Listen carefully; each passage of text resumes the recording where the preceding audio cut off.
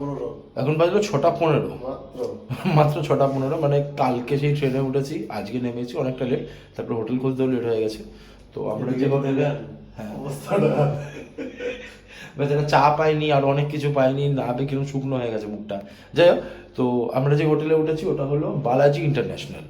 তো রুমটা বেশ ভালো, রুমটা দেখাই। এবার আমাদের রুম নাম্বার হলো 111। বাহ, রুম নাম্বারও ভালো পেয়েছি।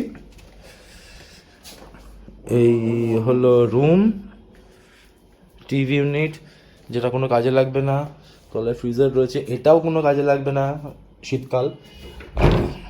ক্যাবিনেট রয়েছে একটা, এটা কাজে লাগবে। হ্যাঁ, লকার রয়েছে, কাজে লাগবে।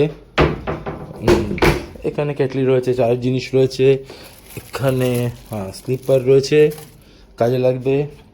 ডাবল বেড, বসার জায়গা, আর এখানে একটা বড় সড়ো আয়না রয়েছে, বেশ বড় আয়না।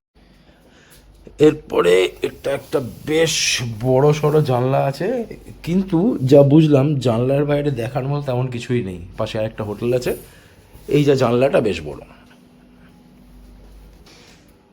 এই হলো বাথরুম, বাথরুমটা খুব পছন্দের আমার হয়েছে। তো এখানে একটা বড় সড়ো আয়না, বেসিন রয়েছে, এখানে হেয়ার ড্রায়ার রয়েছে। বাথরুমটা বেশ শুকনো আর বেশ বড় সড়ো বাথরুমটা।